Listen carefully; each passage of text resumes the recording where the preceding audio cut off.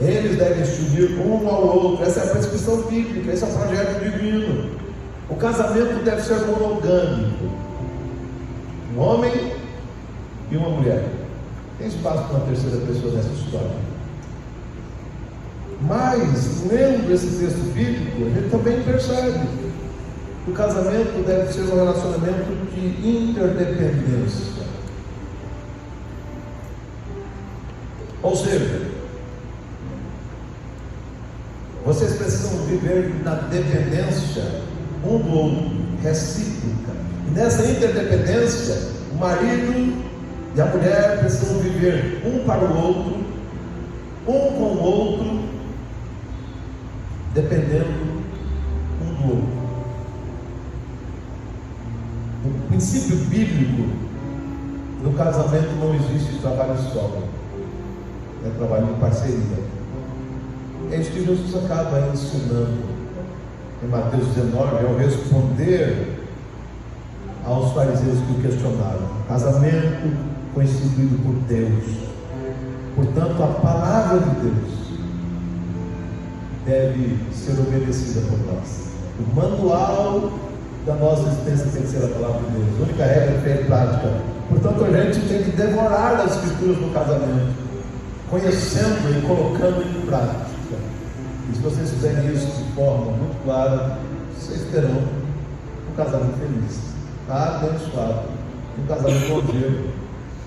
Porque a palavra de Deus tem a capacidade de lubrificar as engrenagens do casamento quando a gente coloca essa palavra em prática.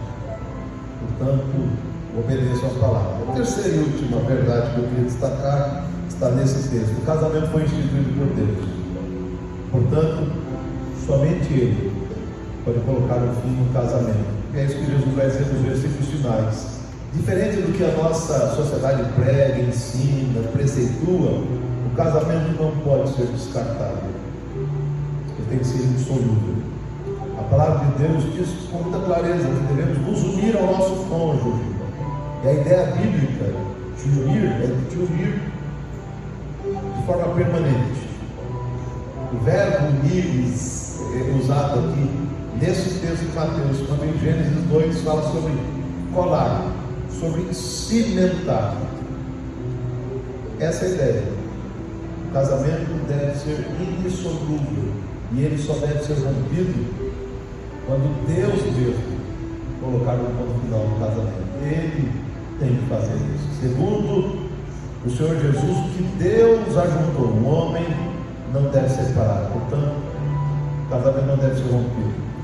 E que depender de vocês, preservem o casamento, lutem pelo casamento até o final.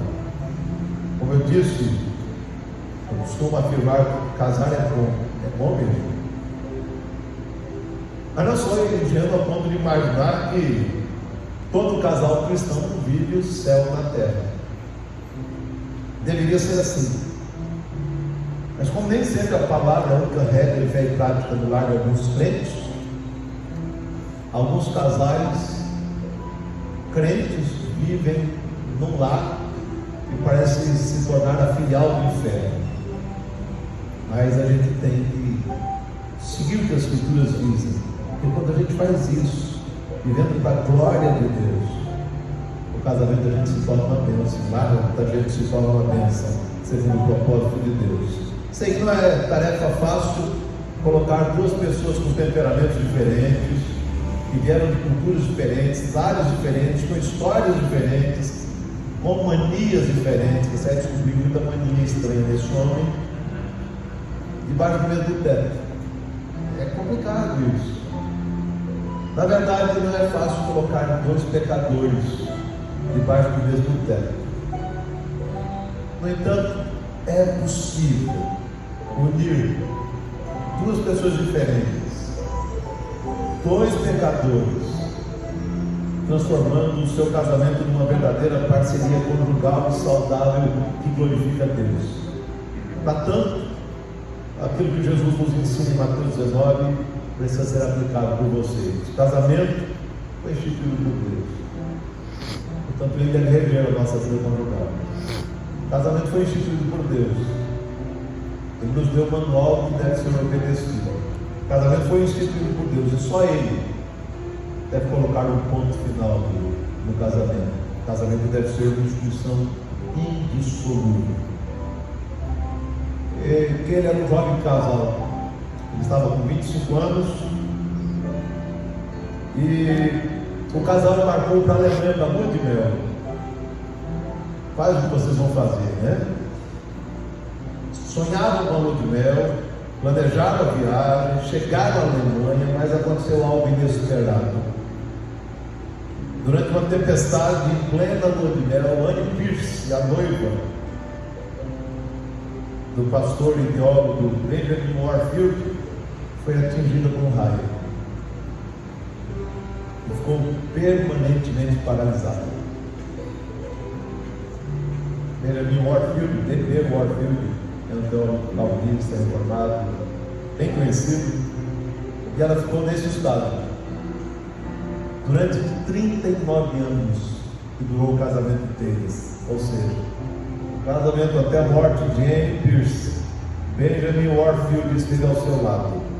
Raramente saía de casa mais do que 2 horas por dia, porque ele sabia quais eram as necessidades da sua esposa que estava no leito durante 39 anos. Quando eu li essa história de B.B. Warfield, eu falei: uau, que maravilha! O jovem Benjamin Warfield sacrificou, entenda quando eu digo sacrificou, 39 anos da sua vida para cuidar de uma esposa deficiente, que não tinha como responder e atender todas as necessidades, corresponder de maneira prática ao seu amor. Ele fez isso até a morte, até que foram separados.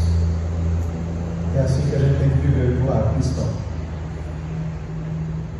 O casamento da gente tem que ser permanente, para o louvor da glória do Senhor. Meu desejo é que só a morte venha separar o casamento de vocês e o casamento daqueles que estão casados, aqui daqueles que vão se casar.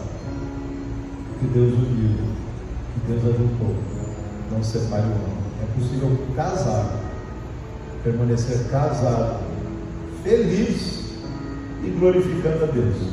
Então viva dessa maneira, para a glória dele. Deus nos abençoe.